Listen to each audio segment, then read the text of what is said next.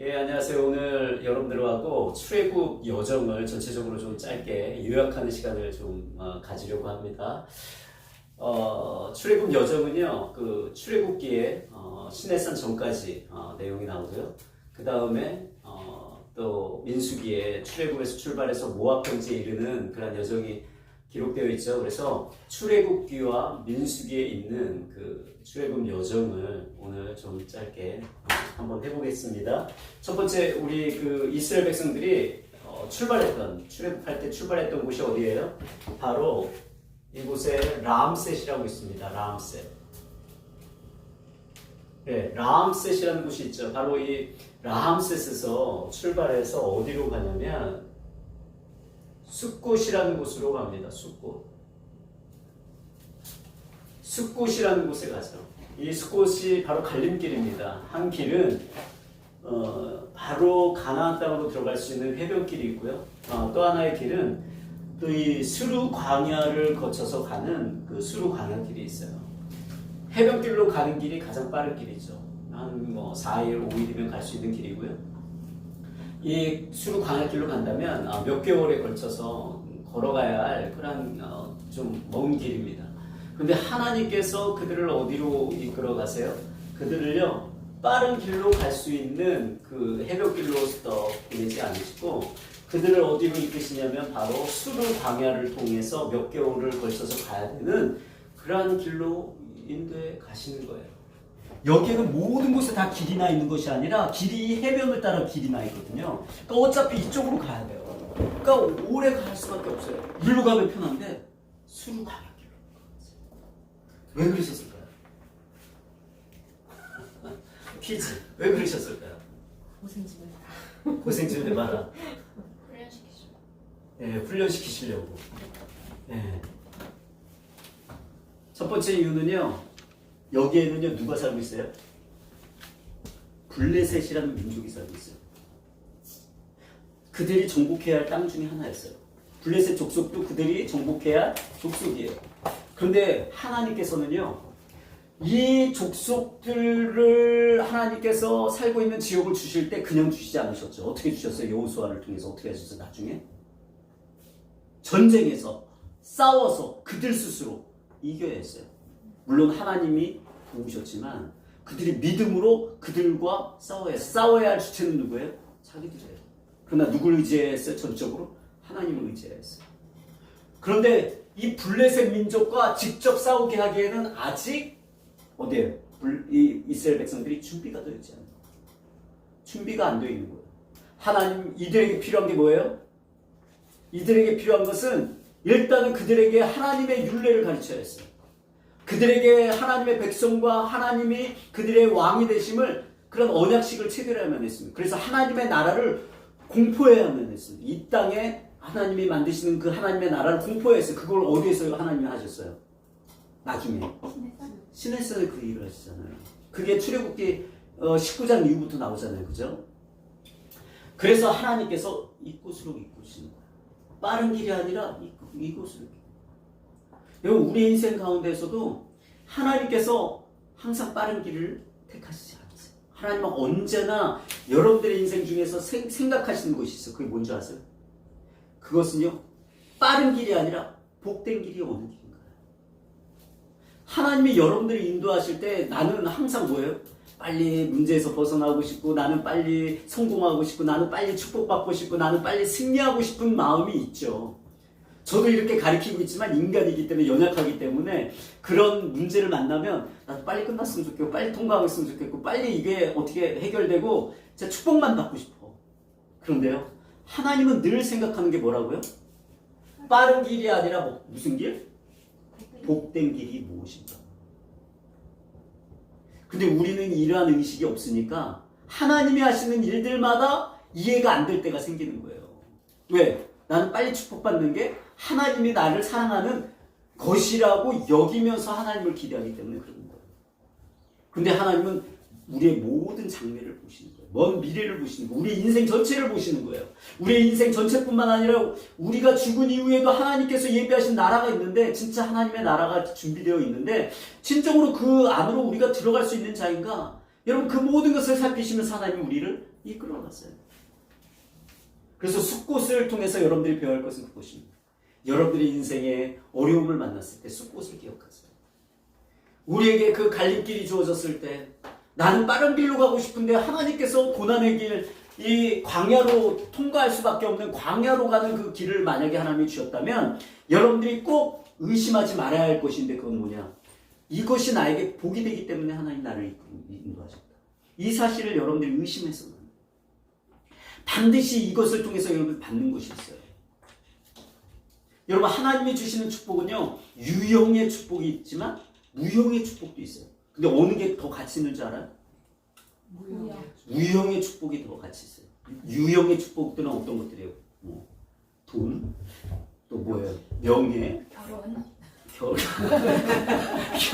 결혼, 예, 그다음 뭐 뭐 자녀가 잘 되고 뭐 좋은 대학 가고 좋은 직장 갖고 뭐 그런 것도 되겠죠. 그런데 이런 건 어때요?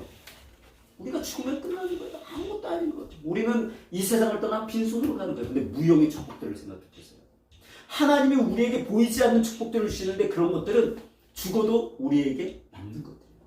썩어지지 않는 것들이에요. 우리를 계속 축복되게 하는 것들이에요.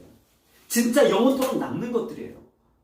그러니 하나님의 입장에서 본다면 우리를 사랑하시는 우리의 최상의 것을 아시는 하나님의 입장에서 본다면 하나님이 뭘 포기하겠어요? 하나님이 우리를 훈련도 해야 되고 우리로 하여금 단순히 유형의 축복만을 붙잡고 무형의 축복을 놓치는 그런 어리석은 자가 되지 않도록 하기 위해서 어떻게 하시겠어요? 이것을 금지시키는 거예요. 이것을 일단은 손을 내려놓게 하는 거예요. 그리고 하나님께서 우리에게 무형의 축복을 주시기 위해서 이끌어 가시는 거예요. 여러분 이것을 여러분들이 정말로 신뢰할 수 있어야 돼요. 이것이 흔들리지 않으려면 여러분 중요한 게 뭔지 아세요? 하나님의 성품을 여러분들이 분명하게 배울 수 있어요. 하나님은 정말 사랑의 하나님인가? 이거예요. 하나님은 내 인생에 대해서 정말 신실하신 하나님인가? 이거예요. 여러분 그것을 믿으십니까? 하나님의 성품을 여러분들이 배우지 못하면 항상 이런 환경이 이렇게 처하면 이런 환경에 처하면 흔들리는 거예요. 하나님에 대해서. 의심이 되는 거예요. 그래서 넘어지고 시험에 걸리는 거예요. 그런데 하나님의 성품을 배우는 자는요. 하나님의 말씀을 통해서 예배를 통해서 여러분들이 하나님의 성품을 배우잖아요. 그러면 내가 비록 몰라도 괜찮아요. 내가 이해되지 않아도 괜찮아요. 그분의 성품을 알기만 하면 되는 거예요. 그렇죠? 여러분들이 누군가를 신뢰합니다. 그리고 누군가를 알아요. 그런데 신뢰와 아는 건 다를 수 있어요. 내가 그 사람에 대해서 잘은 모르지만 내가 그 사람의 성품은 분명히 알아. 그러면 어떻게 돼요? 그러면 맡길 수 있어요. 의지할 수 있어요. 의심하지 않습니다. 그런데 아는 것 같아도 그 사람의 성품을 잘 몰라. 그리고 그 사람의 의도도 모르겠어. 여러분 그러면 되게 불안해지는 거예요. 여러분 사람은요 평생 살아도 그 사람을 아나요? 모르잖아요. 같이 사는 남편도 모르잖아. 그죠? 같이 사는 제가 사모님을 아직도 모르고 있어요. 그럼에도 불구하고 그 성품은 알잖아요. 그 성품을 알고 있어요. 제가 성품을 경험했잖아요. 아 오늘 제 아내는 성품이 이렇다는 걸 알고 있잖아요. 그러니까 어떤 부분에 있어서는 신뢰를 하는 것입니다. 네? 조심해. 예. 그렇게 하는 것이에요. 왜 그렇습니까? 성품을 알기 때문에. 여러분들이 하나님의 그 신실하심, 하나님의 사랑, 하나님의 거룩하심, 하나님의 그런 나를 최상으로 여기시는 그 하나님의 마음을 안다면 여러분들이 비록 이해가 되지 않는 일이 주어지고 이해가 되지 않는 길로 인도하셔도 뭐예요? 야, 하나님은 역시 나를 위해서 최상의 것을 준비하셨을 거예요. 여러분 이런 고백이 나오지 않겠어요? 그죠? 근데 하나님의 성품을 배우지 않은 사람은 어때요? 이런 고백이 나올 수가 없는 거예요. 이런 고백을 못하는 것입니다. 그래서 여러분 하나님의 성품을 배우는 게 얼마나 중요한지입니다. 근데 이 성품은 그냥 배워지는 게 아니에요. 어떻게 배워지는 거예요? 여러분들이 하나님의 말씀을 묵상하고 기도 가운데서 그분을 만나야죠. 그분과 진짜 교제가 있어야죠. 그분과 더 친밀해지면 친밀해질수록 내가 그분의 마음을 알게 되면서 그분의 성품도 배워가는 것입니다. 그래서 그분을 내가 의심하지 아니하고 그분을 향한 마음이 흔들리지 않을 수 있는 거예요. 바로 숫곳에서 이스라엘 백성들은 그것을 배웠습니다. 여러분 여기에서 이제는 이스라엘 백성들이 어디로 떠나요? 이제 여기서 발행해서 이제는 에담이라는 곳에 도착합니다. 에담이라는 곳에 도착합니다. 여러분 에담이라는 곳은요 여기서부터 광야길이에요. 여기서부터 이제 광야예요. 근데 놀라운 사실은요 이 광야에 들어서면서부터 하나님께서 어떤 일을 행하셨냐, 그것은요 구름 기둥과 불 기둥으로 그들을 인도하기 시작하셨어요. 광야에 들어서면서부터. 그 전까지는 아무 일이 없었어요. 그런데 광야에 들어서면서부터 하나님께서 구름 기둥과 불 기둥으로 인도하시기 시작합니다. 여러분 왜 그럴까요? 광야는요 낮에는 무척 더운 곳입니다. 땡볕에서 어떤 그늘도 없는 곳을 지나야 하는 거예요. 하나님이 그것을 생각하십니다. 그래서 구름 기둥으로 하늘을 덮어주시는 거예요. 그분이 그늘을 삼아주시는 거예요. 밤에는요 일교차가 있어서 밤에는 갑자기 기온이 뚝 떨어져서 추운 거예요. 너무 추워요. 근데 불기둥이 있으니까 어때요? 따뜻한 거예요. 따뜻한 거예요. 그래서 그들로 하여금 추위에 떨지 않도록 보호해 주십니다. 여러분 아세요? 하나님께서 여러분들을 지금 광야길로 인도하셨을지라도 하나님은 그 순간부터 여러분 주목하고 계세요. 그리고 여러분들을 돌보신다는 사실이에요. 그들이 광야에 들어가면서부터 그들의 필요를 아시는 거예요. 기후로부터 보호해줘야 할 그것을 아시기 때문에 하나님께서 구름 기둥과 불 기둥을 그렇게 인도하신 것처럼 여러분들의 필요를 그분은 아세요. 그분은 여러분들의 필요를 아시기 때문에 여러분들을 돌보고 계신다는 사실이에요. 지금 뭐 팬데믹으로 인해서 여러분 내 상황이 어떠해도 여러분 그걸 연연치 마세요. 연연하지 마세요. 그것 때문에 너무 염려하지 마세요. 하나님이 여러분들을 돌보고 계십니다. 지금도 하나님이 여러분들의 인생을 다스리시고 이끌어가세요. 하루하루 그냥 기뻐하세요. 앞으로의 일들을 미리 끌어당겨서 여러분 슬퍼하고 염려하고 고민에 빠지지 마세요. 에담은 기억해야 할 게 뭐예요? 불기둥과 구름기둥이 있었다. 숫꽃은 갈림길이었다. 예, 이런 영적인 교훈들을 우리가 받을 수 있어요. 이 에담에서 이제는 홍해를 건넙니다. 그리고 3일 길을 지나서 뭐가 있었냐면 마라라는 곳에 도착해요. 여기는 수루광야예요. 수루광야. 이쪽이 우리가 수루광야인데 그 수루광야 길을 3일을 걸어서 도착한 곳이 바로 마라라는 곳입니다. 그들이 이 3일 길을 오다 보니까 가지고 왔던 물도 다 이제 동이 나고 막 이제 목이 마른 것입니다. 근데 거기에 다행히 뭐가 있었냐면 샘이 있었던 거예요. 그래서 백성들이 막 부랴부랴 먹으려고 마셔봤더니 이 물이 쓴 거예요. 그래서 이것 때문에 백성들이 막 불평하고 원망하고 이 물이 왜 이러냐, 왜 이런 물밖에 없느냐, 우리에게 물을 달라 불평하기 시작해요. 그때 하나님께서 그들에게 주셨던 것이 무엇이냐면 성경 말씀을 보면 이렇게 기록되어 있어요. 여호와께서 그에게 한 나무를 가리키시니 그가 물에 던지니 물이 달게 되었더라. 모세가 그들을 위해서 기도했거든요. 그랬더니 하나님께서 말씀하시는 거예요. 저기에 어떤 한 나무가 있는데 그 나무를 물에 던지라는 것입니다. 뭐 가지를 던졌든 뭐 나무치 뭐 잘라가지고 던졌는지 모르겠어요. 근데 하여튼 그 나무를 가리켜서 그 나무를 거기서 던졌다는 것이에요. 그랬더니 어떻게 되었어요? 쓴 물이 단물로 바뀐 거예요. 쓴 물이 단물로 바뀌었어요. 그러면서 하나님께서 말씀하시는 거예요. 이렇게 말씀하십니다. 나는 너희를 치료하는 여호와니라. 여기서 여호와 하나님께서 자신을 계시하셨어요. 무엇에 대해서? 여호와 라파. 나는 치료하는 하나님. 병든 자를, 아픈 자를 고치는 하나님이라는 것을 이스라엘 백성들로 하여금 알게 하신 거예요. 그런데 여러분 이 나무를 생각할 때 우리는 쉽게 넘어가잖아요. 여러분 이 나무를 생각하면 무엇을 떠오를 수 있냐면 예수 그리스도의 십자가를 떠올릴 수 있어요. 나무. 그래서 성경에 보면 베드로전서 2장 24절에 이런 말씀이 있어요.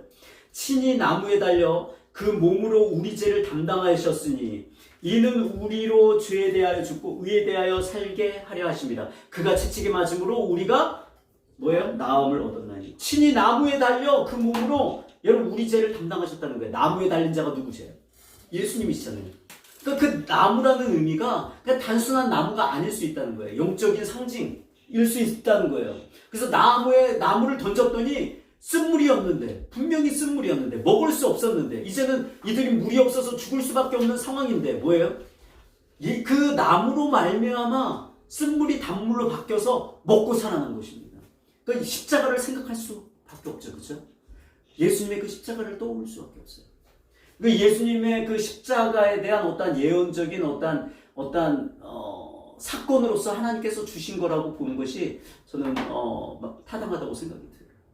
그래서 이 마라 사건은 여러분 쓴물이 단물로 바뀐 것과 예수 그리스도의 십자가를 상징할 수 있는 나무, 이것을 생각하시면 돼요.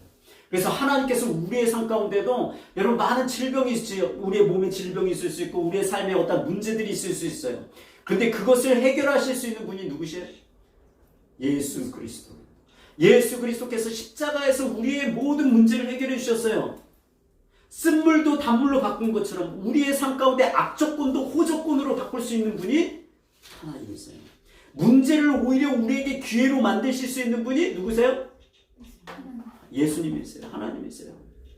여러분 우리의 삶 가운데 위기였던 것들을 하나님께 오히려 우리로 하여금 더 큰 승리를 거두게 하실 수 있는 역전 인생을 만들 수 있는 분이 누구예요? 예수님, 하나님. 그분의 십자가로 말미암아. 그래서 역전 인생을 우리가 생각할 수 있어요. 역전 인생. 하나님은 우리의 삶을 역전시킬 수 있다. 이 마라에서 이제는 더 출발했습니다. 출발하고 뭐가 있었냐면 여러분 엘림이 있었습니다. 엘림. 여기는 10km밖에 되지 않아요. 10km밖에 되지 않아요. 도보로 2시간만 갈 수 있으면 가면 도착하는 곳인데 여기는 오아시스예요. 12물샘이 있습니다. 70여 종류나무 그루들이 거기 있는 거예요. 그러니까 큰 오아시스입니다. 바로 그 목전에 두고 이스라엘 백성들이 원망하고 하나님을 불평을 한 거예요. 조금 더 하나님 참았으면 하나님께서 엘림에서 또 어떤 일을 하셨을 텐데 이미 쉴 공간이 이제 2시간만 지나가면 있을 텐데 그 앞에서 불평하고 있었던 거예요. 아마 그들도 부끄러웠겠죠. 예, 나 뜨거웠겠죠. 야, 하나님이 이렇게 예배하셨는데 그걸 못 참고 내가 불평했구나, 원망했구나. 아마 모든 사람이 그러지는 않았겠지만 정말 양심 있는 바른 마음을 가진 사람이라면 아마 그런 것들을 깨달았을 거예요. 이틀 있다가요? 아니 2시간, 걸어서 2시간이면 엘림에 도착할 수 있는 엘림이 오아시스가 있는데 이스라엘 백성들이 거기에 도착하기 전에 불평을 한 것입니다. 엘림이 거기는 제가 말한 것처럼 12샘물과 70여 종류 나무가 있는 거예요. 출애굽한 지 11일째가 되는 11일째가 되는 날이에요. 엘림에서 이제는요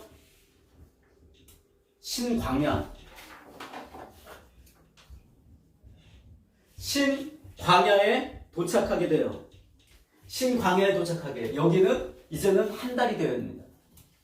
출애굽한 지 한 달째가 되는 때예요. 한 달이 되니까 이제 가지고 온 양식도 다 떨어집니다. 먹을 게 없는 거예요. 그래서 다시 여기서 음식 문제가 불거집니다. 그래서 이스라엘 백성들이 하나님께 원망을 합니다. 이제 우리에게 먹을 게 없다는 거예요. 우리에게 먹을 걸 달라는 거예요. 그래서 막 또 모세를 원망합니다. 그래서 하나님께서 하신 일이 뭐예요? 여기서 바로 아침에는 만나를 주신, 처음으로 여기서 만나가 그들에게 주어져요. 그래서 만나를 주시고 또 뭐예요? 저녁에는 메추라기 떼를 하나님이 모아주셔가지고 그들로 하여금 메추라기를 잡고 고기를 먹을 수 있도록 하나님이 은혜를 베풀어 주세요. 지금 여기까지가 이제 한 달이 걸렸습니다. 한 달.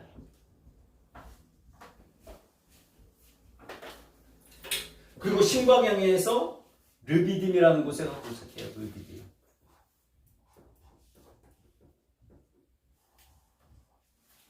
르비딤이라는 곳에 도착합니다. 또 여기서 이제 물이 부족하니까 물 때문에 원망하기 시작합니다. 그때 모세가 반석을 치죠. 반석을 쳤을 때 어떻게 돼요? 반석이 터지면서 거기서 엄청난 양의 물이 쏟아지기 시작합니다. 그래서 하나님께서 그들에게 물을 주세요. 근데 여기서 전쟁이 벌어졌어요. 아말렉과의 싸움이 이곳에서 벌어집니다. 아말렉이라는 족속은요, 유랑민족이에요. 자기의 거주지가 없어. 떠돌아다니면서 뭐예요? 약탈하고 막 그러면서 먹는 그런 민족이에요. 유랑민족. 근데 이 아말렉이 누구를 만난 거예요? 이스라엘 백성들을 만난 거예요. 광야에 있는, 이거 뭐야? 이 광야에 수많은 사람들이 지금 있네? 그래서 그들을 치기 시작한 거예요. 그래서 전쟁을 벌일 때 어떻게 해요? 모세가 산 등선에서 어떻게 해요? 높은 곳에 올라가서 손을 들고 기도하기 시작해요. 그가 손을 들고 기도하기 시작할 때부터요 승리하는 거예요. 근데 그가 팔에 힘이 없어가지고 팔이 아파가지고 손을 내리기 시작하면 지는 거예요. 그러니까 이 손이 내려가지 않도록 옆에서 누가 아론과 홀이 그 손을 받쳐주는 거예요. 그래서 기도할 수 있도록. 그래서 어떻게 돼요? 승리하는 거예요. 아말렉과의 싸움에서 승리하게 됩니다. 무엇을 우리에게 가르쳐줘요?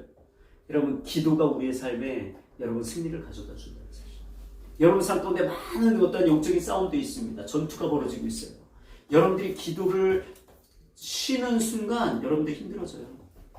어려워지는 거예요. 여러분 교회도 마찬가지고 여러분들의 신앙 삶도 마찬가지예요.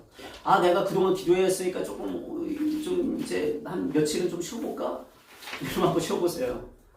여러분의 몸은 쉬는 것 같아도 여러분 삶 가운데 많은 영적인 그런 어떤 무게감을, 압박감을 느끼게 될 것입니다. 어려워요. 쉽지가 않아요. 저도 목회하면서요, 기도를 하지 않으면 참 힘든 상황이 올 때가 참 많이 있어요. 영적인 시험들이 있어요. 시험거리들이 있어요. 사단의 어떤 공격들이 있어요. 그래서 기도해야만 목회를 할 수 있거든요. 근데 이 목회자뿐만 아니라 여러분들도 마찬가지예요. 여러분 삶 가운데 여러분 사단은 누구를 주로 공격할까요? 잘 믿어보려고 하는 사람. 잘 믿어보려고 하는 사람. 어차피 불신자들은 다 지옥 갈 거니까 걔네들은 돈 많이 벌어도 괜찮아.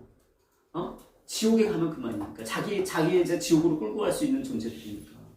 그런데 믿는 자들 중에서도 좀 믿어보려고 하는 사람들, 그런 사람들에 대해서 집중 공격을 하는 거예요. 왜냐면 그들이 축복받으면 안 되니까. 자기의 나라가 위태로워지니까. 여러분, 그래서 여러분 그런 사람들 공격해요. 근데 우리가 기도하면 어떻게 돼요? 기도하면 아무것도 아닌 것처럼 모든 것들이 쉬워지는 거예요. 하나님께서 해결해 주시는 거예요. 내가 할 수 없는 모든 많은 것들을 하나님이 해결해 주시는 거예요. 바로 그것을 경험한 곳이 바로 르비딤이라는 곳이에요. 그리고 르비딤에 있을 또 한 가지 사건은 그 모세의 장인 이드로가 여기 방문했을 때 그와 함께 조하고 자기의 이제 아내와 누굴 데리고 오는 거예요? 자녀들을 데리고 왔겠죠. 근데 거기에서 이제 보아하니 하루 온종일 모세가 앞에 서 있고 사람들의 그 문제거리를 다 사람들이 갖고 오니 얼마나 그 문제를 해결할 일들이 많겠어요. 줄을 쫙 하루 종일 그 일을 하고 있는 거예요. 너무 그 일이 지혜로워 보이지 않는 거예요. 그래서 일을 하는 거죠. 이렇게 하지 말고 거기에 1000부장도 세우고 100부장도 세우고 50부장도 세우고 10부장을 세워서 소소한 일들, 이러한 것들은 그들에게 맡겨라. 그래서 좀 효율적으로 해라 라는 것을 조언을 합니다. 그래서 이제 그 안에 어떤 사법적이고 행정적인 어떤 조직을 갖추게 되는 이를 이 모세의 장인 이드로로 말미암아 갖춰지게 돼요. 그 이야기가 이 르비딤에 있었을 때 나옵니다. 그리고 르비딤에서 어떻게 합니까? 출발해서 다시 어디에 도착합니까? 시내산.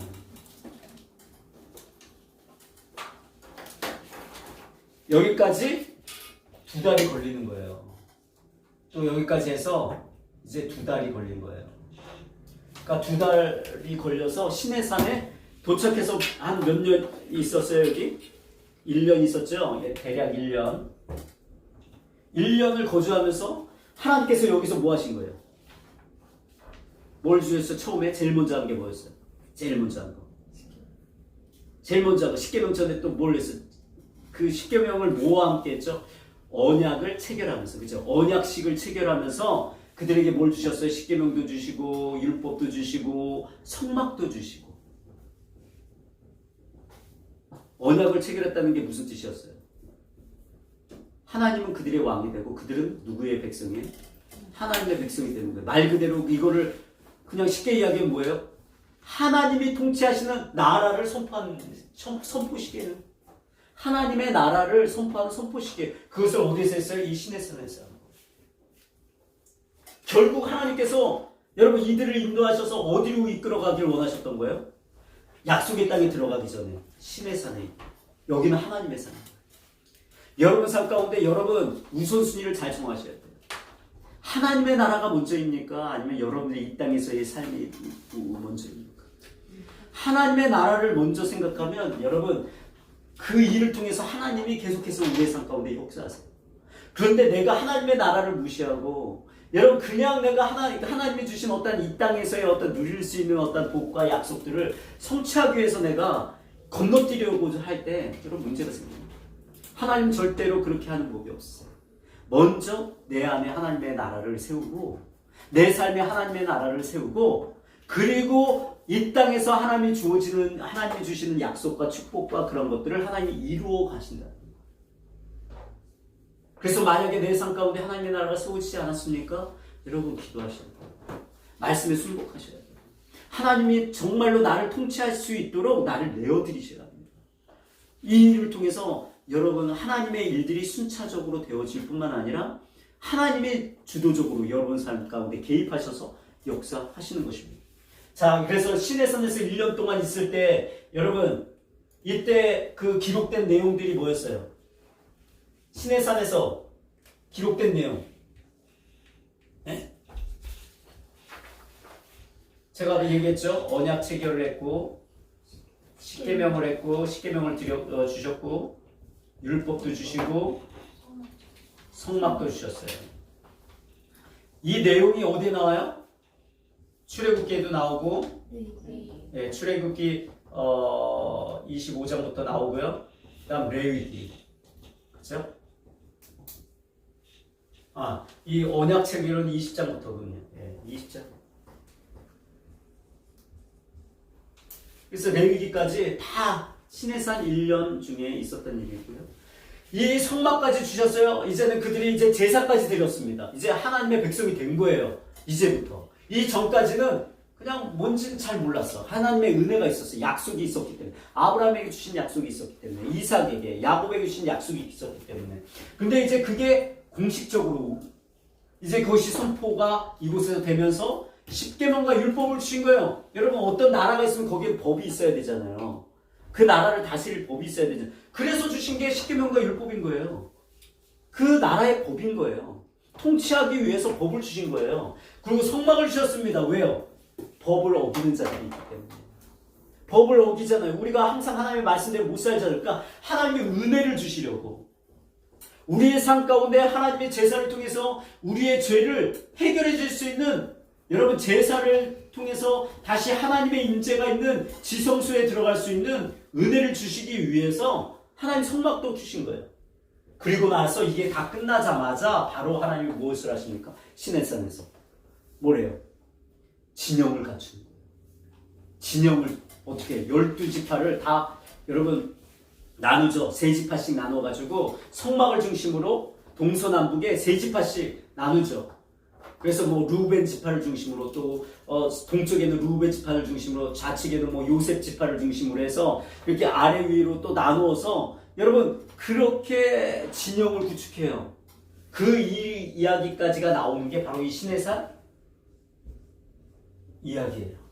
시내산 이야기. 이게 민수기 어디까지 가요? 민수기 1장부터 10장 10절까지 간다 그랬죠. 그죠? 그러니까 민수기 1장에서 10장 10절은 이제 하나님께서 이제 모든 것을 주셨기 때문에 다 이제 준비된 거예요. 하나님 입장에서는.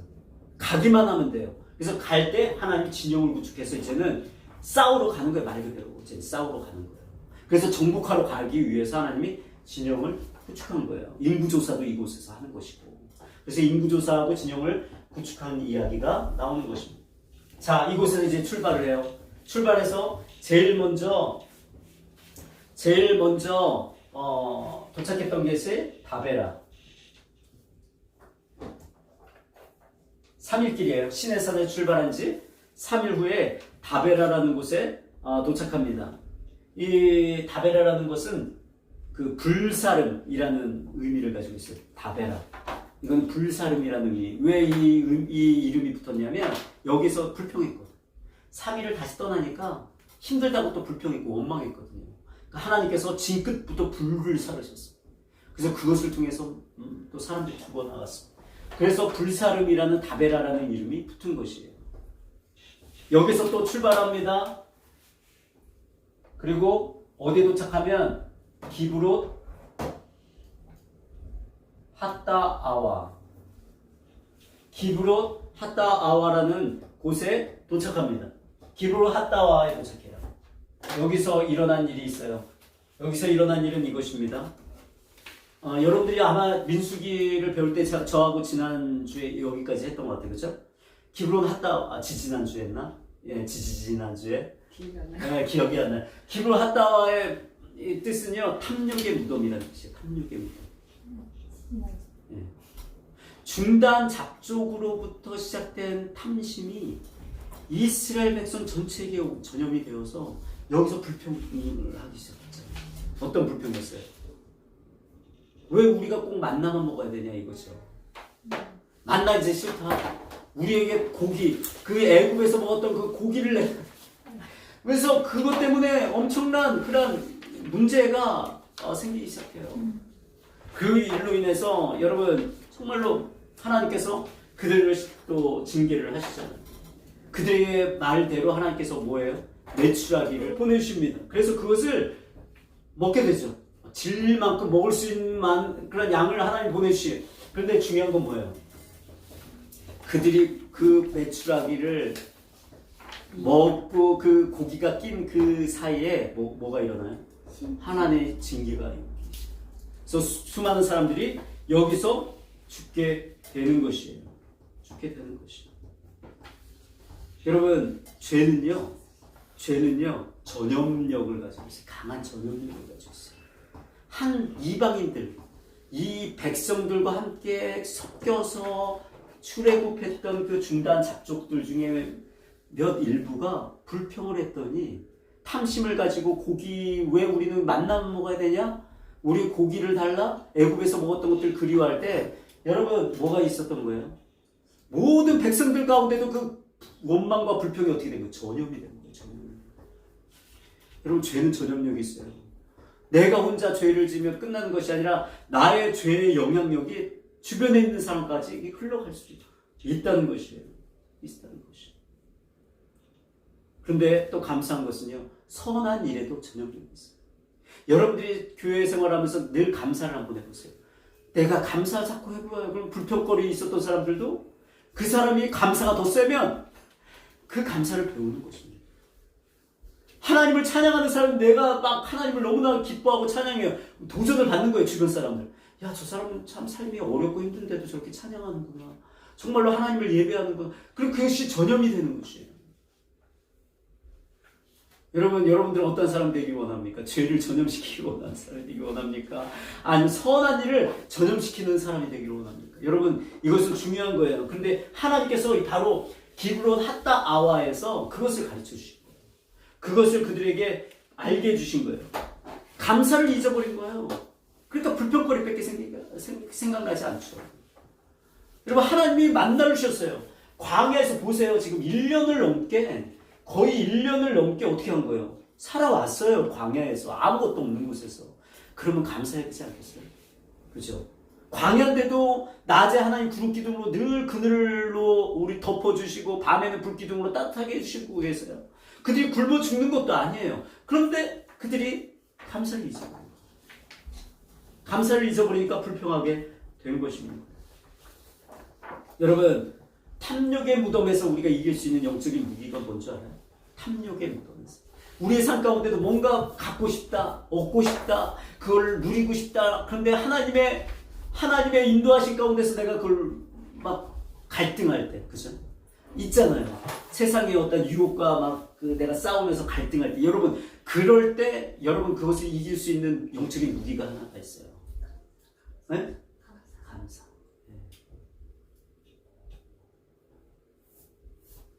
그리고 또 하나 제가 여러분들에게 말씀을 드리기 원하는 것은 이것입니다. 한번 찾아보겠습니다. 빌립보서 4장 11절에서 13절입니다.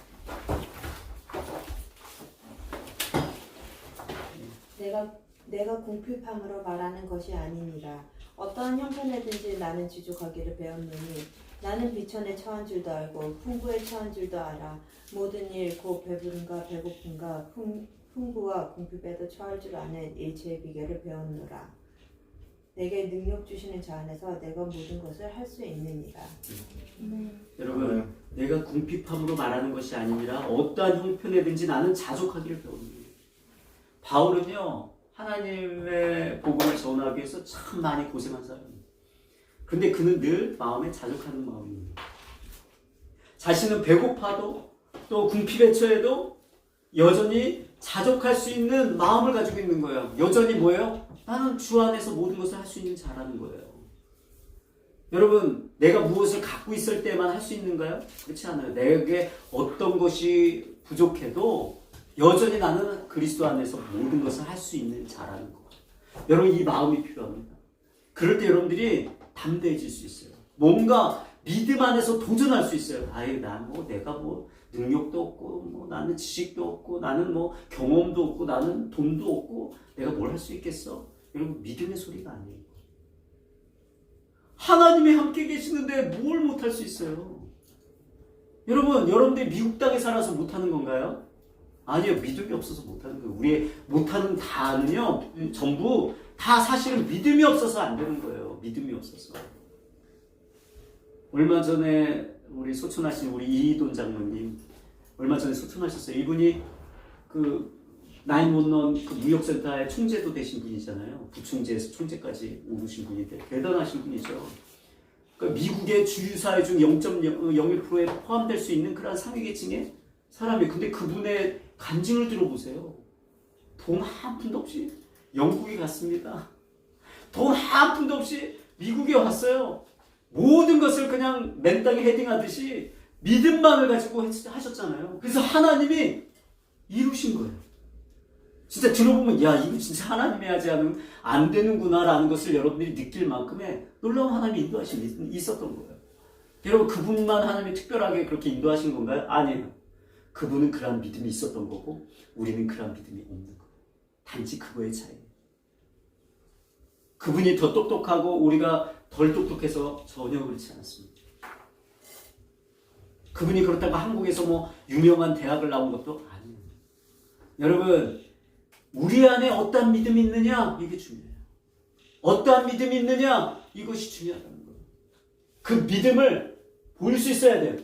기브로 핫다와에서 이스라엘 백성들에게 닥쳤던 그 시험 앞에 그들은 넘어졌지만 여러분, 우리가 믿음만 있다면, 그리고 그 믿음 안에서 정말로 여러분, 그러한 탐심이 내 안에 일어날 때, 세상의 어떤 유혹거리들이 나에게 찾아왔을 때 여러분, 내가 감사할 수 있는 뿐만 아니라 자족하는 마음.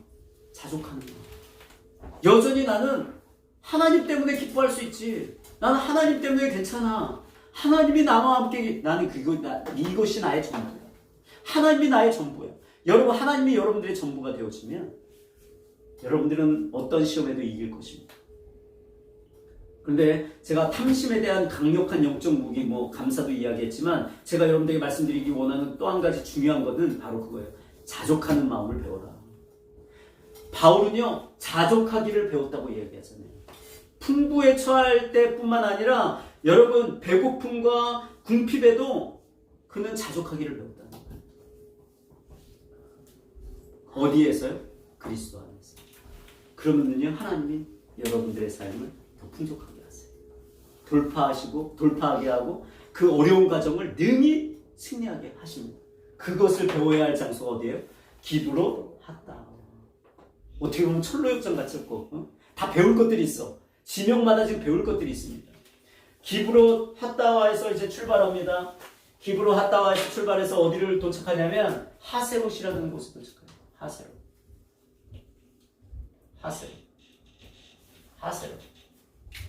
여기서 또 하나의 사건이 벌어져요. 뭐냐면 모세가 구스 여인을 취해요. 자기의 아내로. 모르겠어요. 그 구스 여인 아마 10%가 죽었는지 아니면 모르는데, 이제 중요한 건 뭐냐면 그 여인이 구스 여인이었다는 거예요.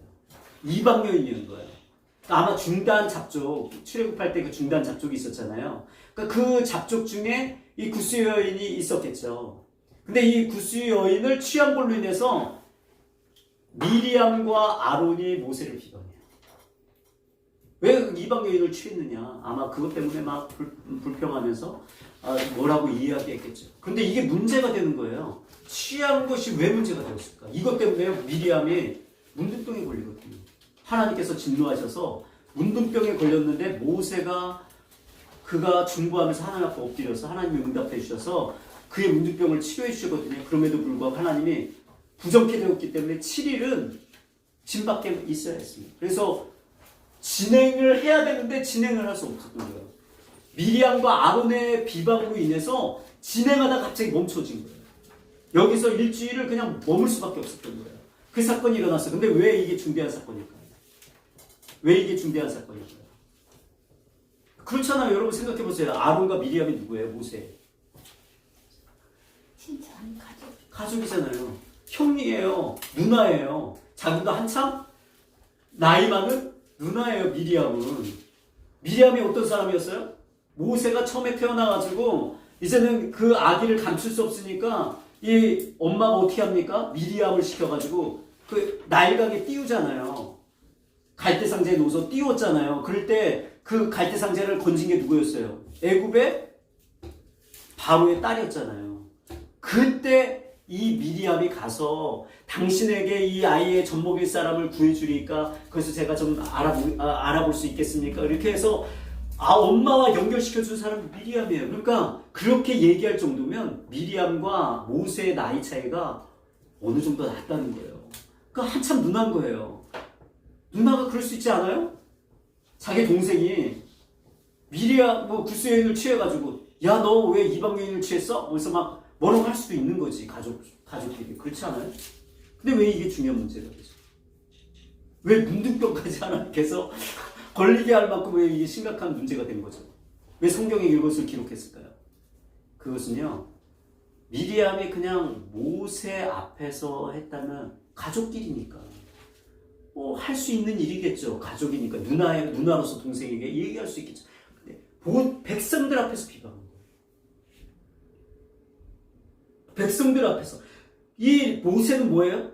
백성 전체의 리더예요. 그냥 자신들 가족의 동생이 아니라고요. 근데 백성들 앞에서 비방을 하면 어떻게 됩니까?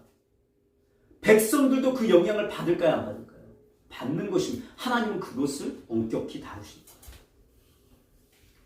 그래서요, 여러분 그게 있어요. 죄에도 공동체 안에서 짓는 죄와 개인으로 짓는 죄는 달라요. 하나님이 그것을 다루실 때도 다르게 다루세요. 그리고 그걸 분명히 아셔야 돼요. 교회 생활을 할 때 이걸 모르는 사람들이 많이 계시는데 여러분 왜 그럴까요? 하나님은 되게 그래서 저도 목회하면서 공동체에 영향을 줄 수 있는 것에 대해서는 좀 엄격합니다. 더 개인의 부족하고 연약함과 죄 가운데 빠진 것에 대해서는 어떻게 해요? 하나님과 다룰 수 있도록 하지만 공동체에 관련된 부분은 엄격하게 내가 할 때가 있어요. 정리해줘야 할 때가 있어요. 왜 그래요? 본인의 죄는 자기만 감당하면 돼요. 근데 공동체에서 짓는 죄는 뭐예요? 자기로 말미암아 그 죄는 전염력이 있다 그랬잖아요. 다른 사람들도 죄짓게 만들어요. 다른 사람들도 심판에 이르게 하는 거예요. 다른 사람들도 하나님을 대적하게 만드는 거예요. 그러니까 심각한 문제가 될 수 있는 거예요. 파급력이 죄에서 중요해요. 그래서 지도자나 아니면 그냥 일반 백성이냐에 따라도 그게 틀리잖아요. 속죄제를 드릴 때도 그 틀렸잖아요. 그죠? 우리가 그때 레위기 배울 때 보셨잖아요. 틀려요. 드리는 그게 틀려요. 왜 그렇습니까? 죄의 경중이 다르기 때문에. 죄의 무게가 다른 거예요. 하물며 여러분이 지금 미리암과 아론은 지도자급이에요. 그가 지금 뭐 한 거예요? 백성들 앞에서 리더로 세운 동생이지만 동생이기 이전에 그 백성의 리더잖아요. 그 리더를 지금 비방하고 있는 거예요. 그러니까 이것을 통해서 하나님께서 미리암에게 문둥병을 주셨다는 거 보니까 아마 미리암이 주도해서 아론보다 미리암이 주도적으로 아마 이 일을 막 오빠를 막 그게 아론 오빠를 막 해가지고 아마 이 일을 이렇게 비방을 했었던 것 같아요. 그랬을 때 하나님이 그렇게 하신 것입니다. 그래서 여러분 이 공동체 안에서의 그런 것들을 하나님이 엄격하게 다루신다는 거. 예, 그것을 배우는 거예요. 배우는 사람은 배우는 것입니다.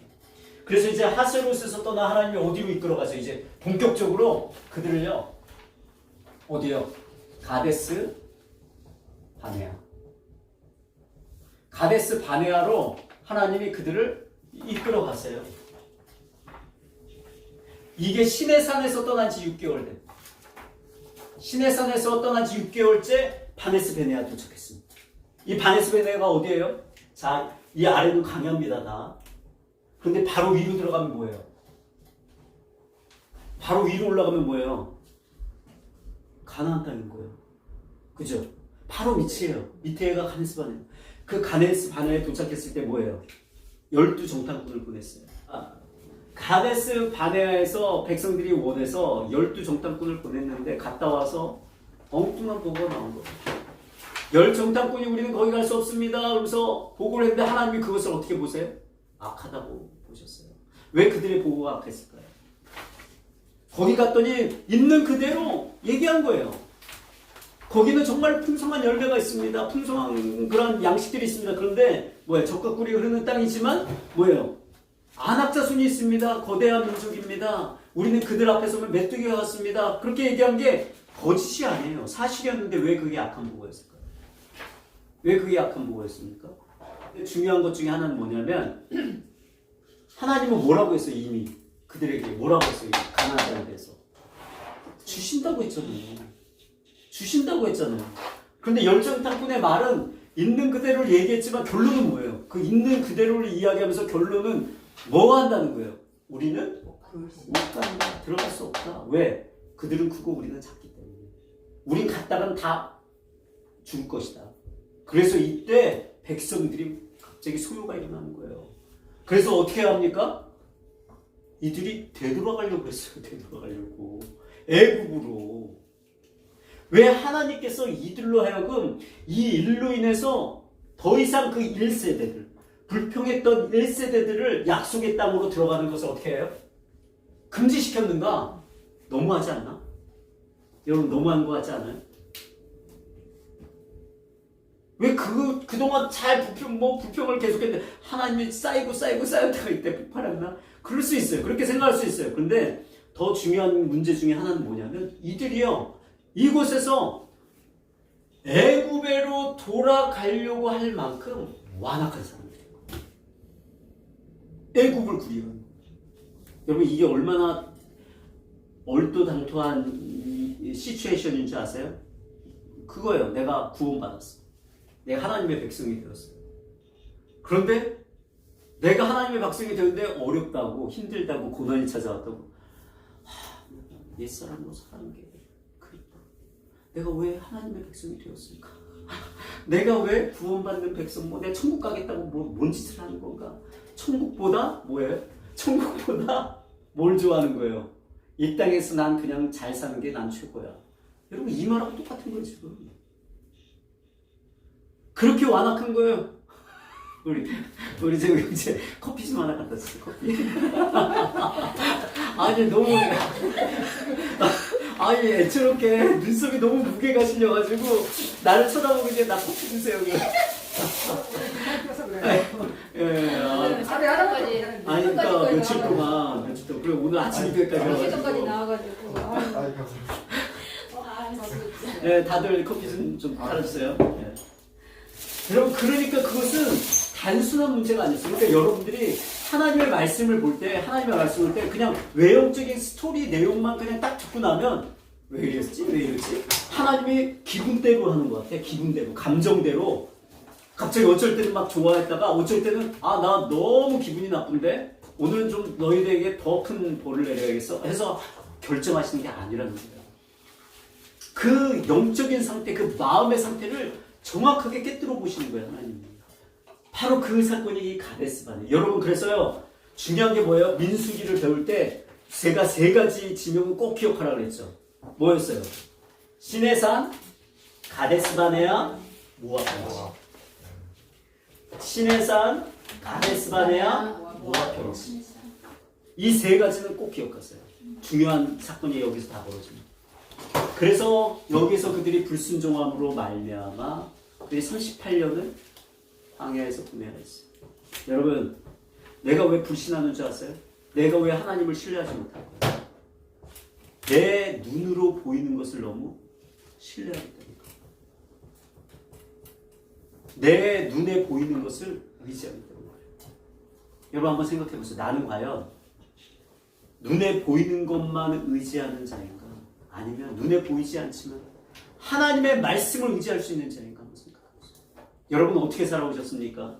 어떻게 살아오셨어요? 여러분 삶을 한번 돌이켜보세요. 나는 정말 눈에 보이는 것을 의지하였는가? 아니면 눈에 보이지는 않지만 하나님의 말씀이 있기 때문에 나는 그것을 의지하는 거예요. 환경이 될 수 있어요. 내 눈에 보이는 게 환경일 수 있어요. 내 능력일 수 있어요. 내가 가지고 있는 재력일 수도 있어요. 나의 집안 백그라운드일 수도 있어요. 여러분 이런 것들을 내가 의지할, 아니면 내 남편일 수도 있고, 여러분 이러한 것들을 내가 의지하는가? 아니면 보이지는 않지만 눈에 손에 잡히는 것은 없지만 하나님의 말씀을 의지하는 것. 여러분 이것이 여러분들도 정말 중요한 약속의 땅에 들어갈 때 결정적인 열쇠가 될 수 있어요. 못 들어가게 되는 결정적인 문제가 될 수 있어요. 그것을 여러분들이 여기서 배우게 되기를 바랍니다. 그리고 제가 지난주에 얘기했잖아요. 메뚜기 신드롬이 있다고. 메뚜기 신드롬. 학자들이 이때 사건을 두고 메뚜기 신드롬이라는 이야기를 한다고 제가 말씀을 드렸어요. 뭐예요? 자기를 너무 작게 여기는 거예요.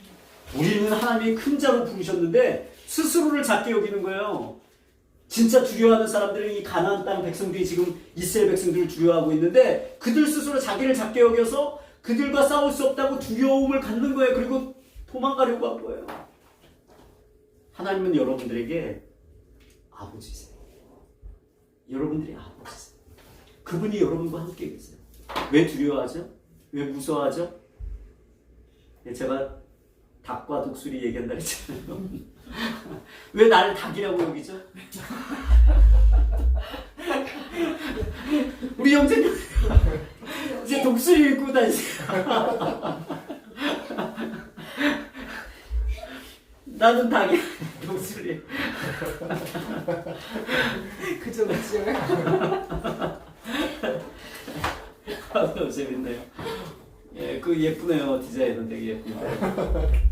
예수책인데, 여러분 미운 오리 새끼에 나오는 자기가 오리인 줄 알고 그동안 오리한테 구박까지 받아가지고 나는 오리쥐에 못 섞이는 그런 존재인가 보다 했는데 나중에 물에 비춰보니 자기가 백조라는 걸 알았잖아요. 그동안 동경했던 그 백조가 자기 자신임을 그때서야 발견한 거예요. 이제 성장하고 나서.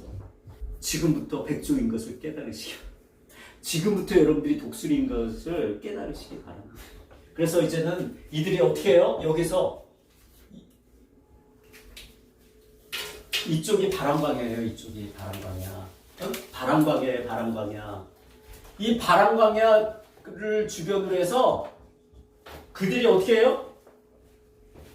여기서 38년이라는 세월을 보내는 거예요. 여기서 38년. 여기서 38년을 보낸 거예요. 지금 여기에서만 맴돌면서 계속. 여러분 생각해 보세요. 지금 약속의 땅이 지금 목전에 있어요. 지금 목전에. 약속의 땅이 목전에 있는데 목전에 두고 나서 그 앞에서 지금 맴돌고 있는 거예요. 얼마나 속 터질까요? 멀리 있으면 이해가 돼. 아예 보이지만 않으면 괜찮겠어. 바로 요 너머에는 약속의 땅이 보이는데 여기서만 지금 계속 광야에서 38년을 지내고 있으니 얼마나 힘들겠어요. 그래서 엄청난 어려움들이 있었겠죠. 그죠? 그런데 성경에는요, 민수기에는 여기에 두 가지 사건을 이야기해요. 38년을 있으면서 이제는 모세에 대한 더 적극적인 어떤 반란이 일어나기 시작합니다. 그래서 대표적인 반란이 뭐예요? 하나가 고라와 아비람 다단 사건. 아마 제가 나눠준 그 요약본에는 있을 거예요. 고라, 아비람, 다단과 250명의 족장들이 들고 일어났습니다. 처음에는 그게 고라로부터 시작됐을 것입니다. 그래서 고라로부터 시작된 것이 아비람, 다단, 그리고 이제 250명의 족장까지 합세한 거예요. 그래서 당을 지었더라.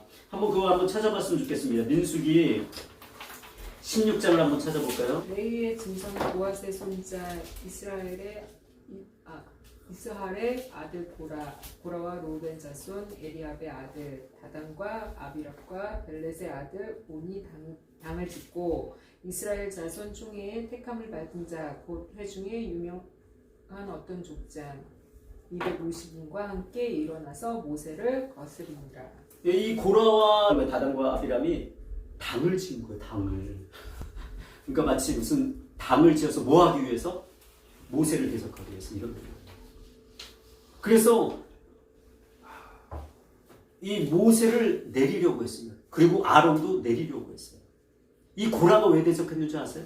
고라가 왜 대적했을까요? 고라가 대적한 내용이 좀 나오는데요. 그것이 민수기 16장 방금 1절에 3절 했잖아요. 8절에서 11절 한번 누가 읽어보겠습니다. 모세가 또 고라에게 이르되 너희 레위 자손들아 들으라. 이스라엘의 하나님이 이스라엘 회중에서 너희를 구별하여 자기에게 가까이 하게 하사 여호와의 성막에서 봉사하게 하시며 회중 앞에 서서 그들을 대신하여 섬기게 하심이 너희에게 작은 일이겠느냐. 하나님이 너와 내 모든 형제 레위 자손으로 너와 함께 가까이 오게 하셨거늘 너희가 오히려 제사장의 직분을 구하느냐. 이를 위하여 너와 너의 무리가 다 모여서 여호와를 거스르는도다. 아론이 어떠한 사람이기에 너희가 그를 원망하느냐. 고라가 대적하게 되었던 이유는요. 고라는 누구냐면요. 고라는 레위의 아들 고앗의 손자예요. 레위의 아들 고앗의 손자는 누구와 가까운 친척이냐면 모세 아론과 가까운 사촌지간이에요. 사촌지간. 그런데 하나님께서 레위를 어떻게 했어요? 아론의 가족을 제사장으로 세우시고 나머지 레위 지파 사람들을 뭐 하게 했어요? 성막에서 봉사하게 하셨잖아요. 바로 거기에 문제가 생긴 거예요. 이제 38년 방랑을 하면서 이제는 아론에 대해서 시기심이 일어난 것입니다. 아니 우리는 성막에서 봉사만 하고 있고 뭐야 아론을 보아하니 사촌형 저 아론을 보아하니 뭐예요? 혼자 제사장을 하고 있잖아요. 그러니까 그것이 못마땅한 거예요. 하나님도 우리를 섬기게 하셨는데 왜 꼭 아론이 제사장이 돼야 돼? 우리도 제사장이 될 수 없나? 라는 마음을 푸는 것입니다. 그래서 대적한 것입니다. 그래서 대적한 거예요. 그렇다면 여러분 그 아비람과 다단은 대적한 이유가 나오는데요. 13절 한번 누가 읽으세요? 내가 우리를 적과 꿀이 흐르는 땅에서 이끌어내어 광야에서 죽이려 함이 어찌 작은 일이기에 오히려 스스로 우리 위에 왕이 되려 하느냐. 네, 이거예요. 네가 우리를 적과 꿀이 흐르는 땅에서 이끌어 광야에서 죽이려 하면 어찌 작은 일이기에 뭐예요? 너 때문이야. 우리가 38년 이렇게 지금 돌고 있는 거, 우리가 전혀 들어가지 못하는 거, 너 리더십의 문제야. 사실 누구 때문이었어요? 모세 때문이에요? 모세의 믿음으로는 벌써 들어갔어요. 근데 뭐예요? 자기들이 범죄하고 자기들이 문제가 생겨놓고 지금 누구를 탓하는 거예요? 그 문제에 대해서. 모세를 탓하면서 뭐가 된다고 지금 말하는 거예요? 너가 왕이 되려느냐? 뭐예요? 너가 왜 왕을 하려고 그래, 우리의? 야, 우리는 뭐예요? 자기들도 할 수 있다는 거예요. 왜냐면 다단과 아비람은 누구 지파의 사람이냐면 루벤 지파 사람이에요. 루벤 지파. 그럼 루벤 지파가 루벤이 야곱의 뭐였어요? 몇째 아들이에요? 첫째 아들이에요. 첫째 아들. 자기네가 장자. 육으로 보면 장자 아들인데 장자 지파의 사람인데 우리가 리더를 해야지. 장자 지파도 아니고 너 레위 셋째 아들 뭐 할 수 없다는 것입니다. 그래서 다단과 아비람은 모세의 리더십 때문에 대적하는데 당을 짓는데 합세했고 고라는 아론의 그 제사장직에 대해 시기심에 그 당을 짓는데 함께한 거예요. 그래서 그들이 그렇게 당을 지어서 모세를 대적하기 시작합니다. 이 일로 인해서 하나님이 그들을 심판하시죠. 어떻게 심판하세요? 고라의 가족은 땅에 지진이 나서 땅이 갈라지면서 그냥 산채로 음부에 떨어집니다. 무시무시한 일이죠. 한 번도 없었던 엄청난 무시무시한 일이 벌어집니다. 그리고 땅이 붙는 거예요. 그러니까 엄청나게 무서운 일이 벌어진 것이죠. 그리고 여러분 250명의 족장들은 자신이 가지고 있는 향로에서 불이 나서 그 불로 그 사람들 다 살라버립니다. 백성들도 이것 때문에 너희가 선한 그 하나님의 사람들을 죽였도다 하면서 막 또 대적하면서 일어나는 거예요. 모세를. 그러니까 백성들 안에는 이미 모세를 원망하고 대적할 수 있는 사람이 많이 있었던 거예요. 근데 그 중에서도 엄청난 많은 사람 14,700명이나 죽어요. 연병으로 죽게 돼요. 이런 일이 벌어져요. 그래서 이스라엘 백성들 안에서요, 이 고라의 후손들은 어떻겠어요? 약속의 땅에 들어갔을 때도 이 고라의 후손들이 다 죽었을까요? 성경에 보면 고라의 가족들이 다 죽었다고 말씀이 나오지만 사실 고라의 가족이 다 죽은 게 아니라 모세를 대적하는데 함께했던 그 고라의 가족이 다 죽은 거고 남은 고라의 자손들은요 함께 들어갔을 거 아니에요. 약속의 땅에. 그들이 어떠한 삶을 살았을까? 수치 속에서 그냥 살았을까? 힘들게 힘들게 살았을 수 있겠죠. 그죠? 왜냐하면 그들이 그 역사에 완전 성경의 완전 그 위대한 모세를 대적했으니 모세를 대적한 집안이잖아요. 모세를 대적한 집안. 그런데요, 그들의 후손들은 달랐어요. 그들의 후손은 그 고라의 가족과 같이 살지 않았어요. 그들은요, 오히려 하나님을 사랑했어요. 하나님을 갈망했어요. 하나님을 더 찾고 구한 자가 되었습니다. 그래서 여러분, 다윗의 시대 때 고라의 가족들이 뭐가 되는 줄 아세요? 고라의 가족들이 성전 문지기가 돼요. 성전 문지기는 단순한 사람들이 아니에요. 신뢰할 수 있는 아주 중요한 직책. 왜냐하면 그들이 성전의 귀한 보물들을 지켜야 할 직책을 가지고 있기 때문에 이건 되게 귀한 직책이에요. 그리고 어떤 사람들은 성가대가 돼요. 그래서 성가를 그 하나님을 향하여 시편도 기록합니다. 그래서 시편의 150편 중에 12편이 다 고라의 자손에 의해서 지어진 그런 곡들이에요. 여러분 아시죠? 그러면 시편을 이렇게 보다 보면 고라 자손에 의해서 지어진 시, 아마 그런 걸 보셨을 거예요. 그 고라가 그 고라의 후손들이에요. 그 고라가 바로 여기에서 그렇게 하나님 모세를 대적해서 땅이 갈라져 그 산채로 음부에 빠졌던 그 고라의 남은 가족들이에요. 그 후손들입니다. 근데 그들이 그렇게 하나님을 갈망하고 하나님을 위해 살기를 원하는 거예요. 한번 찾아보세요. 시편 42편. 시편 42편. 여러분 거기 한번 읽어보시겠어요? 성경에 보면은 시편 42편에서 49편, 뭐 84편에서 85, 87에서 88편 이게 다 고라 자손이 한 건데 대표적으로 한번 시편 42편 한번 보세요. 하나님이여 사생일 시냇물을 찾기에 갈급함같이 내 영혼이 주를 찾기에 갈급하니이다. 예, 그들이 하나님을 그렇게 갈급해하는 거예요. 여러분 이걸 우리가 너무나 대표적으로 아는데 그들이 깨달은 거예요. 그들의 가족들을 보면서 그를 대적하면서 그 심판은 징계는 받았지만 그런 수치 가운데 그들은 살았지만 얼마나 그 자신들의 조상이 얼마나 떳떳해 보였겠어요. 자랑스럽지가 않잖아요. 그럼에도 불구하고 그들의 후손은 오히려 하나님을 그 역지사지로 그걸 거울로 삼아 오히려 누구보다도 하나님을 갈망하는 자가 된 거예요.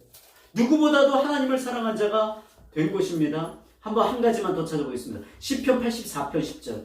이 84편도 고라의 자손의 시인데 여러분들 전체 읽어봐도 괜찮아요. 10절 한번 읽어주시겠어요? 그의 궁정에서 한 날이 다른 곳에서 첫날보다 나은즉 악인의 장막에서 거함보다 내 하나님의 문지기로 있는 것이 좋사오니. 그러니까 주의 궁정에서 한 날을 내가 사는 게 오히려 세상의 막 영광 속에 사는 것보다 훨씬 낫다는 거예요. 난 이게 즐겁다. 나는 이렇게 살기를 원한다. 내가 하나님의 문지기로 사는 게 너무 좋다는 거예요. 여러분 이런 고백을 할 수 있겠어요, 여러분? 이것이 고라의 자손이에요. 고라의 자손. 여러분 얼마나 하나님을 깊이 사모하고 사랑하는지, 얼마나 깊이 사랑하고 가까이 하기를 원했는지. 누구보다도 하나님의 성전에서 섬기는 것을 기뻐하는 거예요. 그런데 어떻게 했어요? 고라는 하나님을 섬기는 게 기쁜 게 아니라 제사장이 못된 게 기쁘지 못했던 고라였는데 그의 후손들은 오히려 뭐예요? 문지기라도 있어도 좋사오니 내가 하나님을 섬기는 그 자체만으로도 감사해. 그런 위대한 고백들을 하는 거예요. 너무나 다른 삶을 사는 거죠. 여러분 여기서 배울 수 있는 게 뭐겠어요? 여기서 배울 수 있는 거. 사람들이 힘들면 막 부모 탓하고 환경 탓하고 여러분 조상 탓하고 신세 한탄하잖아요.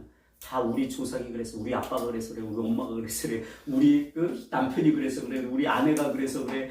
여러분 나의 조상 대대로 뭐 쌓아놓은 업이 없어서 그래 뭐 그런 세상 사람들 그런 얘기 하잖아요.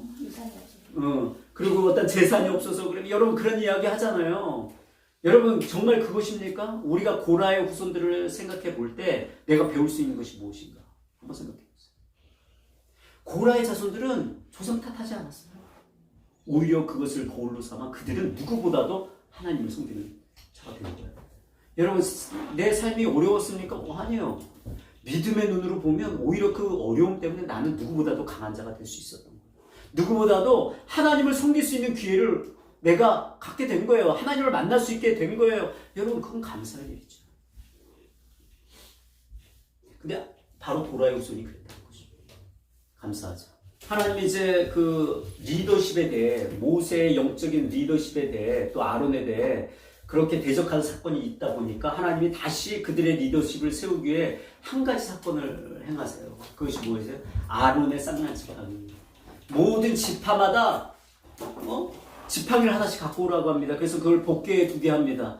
그리고 그 다음날 가봤더니 어떤 일이 벌어졌냐면 오직 아론의 지팡이에서만 우미 돋고 싹이 나서 살구 열매까지 맺었네. 여러분 이게 가능해요? 여러분 지팡이라는 것은 뭐예요? 다 죽어있는 거예요. 막대기에 그냥 죽어있는 막대기.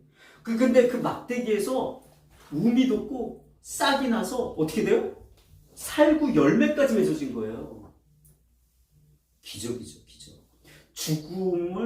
죽음에서 전혀 일어날 수 없는 일이 벌어져. 그래서 이게 이 아론의 쌍난 지팡이 하면 뭘 상징하냐? 부활을 상징하기도 하거든요. 근데 또 하나는 뭘 상징해요? 그거는요, 영적 권위. 내가 아론을 세운 게 맞다는 것을 백성들에게 알려주는 거예요. 아론 맘대로 한 게 아니라 내가 진짜 그렇게 한 거야. 아론을 내가 지도자로 세운 게 맞아. 그러니까 너희도 이제 잠잠해. 더 이상 이거에 대해서 말하지 마라. 이것입니다. 그 증표로 하나님 아론의 쌍난 지팡이는 여러분 거기서 살구 열매가 맺었다는 건 그 지팡이가 뭐였을 것 같아요? 살구 나무 열매 나무를 가지고 만든 지팡이였을 거예요. 그러니까 거기서 살구 열매가 맺었지. 그런데 여러분 이것을 나중에 하나님께서 어떻게 하세요? 법궤에 두게 하세요.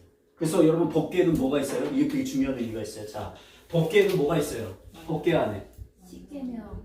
법궤 안에 십계명 두 돌판, 그죠? 또 하나 만나 항아리. 만나 항아리. 또 하나 이제 아론의 쌍난 예. 지팡이. 아론의 쌍난 지팡이. 목사님 이거 받았죠? 어제 지난번에. 자, 이게 중요한 게 있는데요. 여러분 이게 세 개가 어디 있다고 지금? 법궤와 함께 있어요. 여러분 이 법궤에 뭐가 임해요? 하나님의 임재. 이 법궤는요 지성소예요, 지성소. 바로 이 법궤 위에 하나님의 임재가 있어요. 이게 중요한 메시지거든요, 여러분. 여러분 삶 가운데 하나님의 임재가 있기를 원하죠. 그냥 사랑한다고 고백만으로 되어지는 게 아니에요. 여러분 삶 가운데 이 세 가지가 갖춰져요. 첫 번째는요, 십계명은 뭐예요? 계명에 따른 순종이에요. 우리에게 순종을 요구하시는 뜻을 가지고 있어요. 만나는 뭐예요? 매일의 양식. 여기 만나 항아리에는 어느 정도의 양이 있었어요? 만나가 한 호멜에 만나가 들어있었어요. 한 호멜은 어느 거였어요? 만나를 줄 때 한 사람이 하루 먹을 수 있는 양으로 하나님께서 정하신 양이었어요. 근데 그 하루 먹을 수 있는 양을 하나님께서 두게 하신 거예요. 매일의 양식을 먹으라는 것입니다.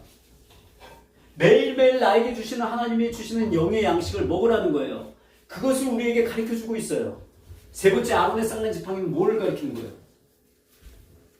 영적 권위에 대한 순종. 영적 권위에 대한 순종이에요. 여러분 이 세 가지예요. 하나님의 말씀, 계명에 대한 순종, 매일의 양식, 아론 쌍난 지팡이를 통해서 영적 권위에 대한 어떤 공동체 안에서의 질서와 그런 어떤 그 권위에 대한 어떤 순종. 하나님의 진정한 종이라면 여러분 이러한 순종들을 하면 여러분들이 이곳 가운데 하나님이 임재하시는 거예요. 여러분 삶 가운데 이 세 가지가 있습니까? 여러분 삶 가운데 이게 세 가지가 있습니까? 그러면 여러분들의 집안에 여러분들의 삶에 뭐가 있는 거예요? 법궤가 있는 거예요. 법궤가 다른 게 아니에요. 여러분 법궤가 아니에요. 여러분 삶 가운데 이 세 가지가 잘 갖춰져 있습니까? 그럼 여러분들의 집은 뭐가 되는 거예요? 지성소가 되는 거예요. 여러분들의 삶은 법궤가 될 수 있고 여러분들의 가정은 지성소가 될 수 있는 거예요.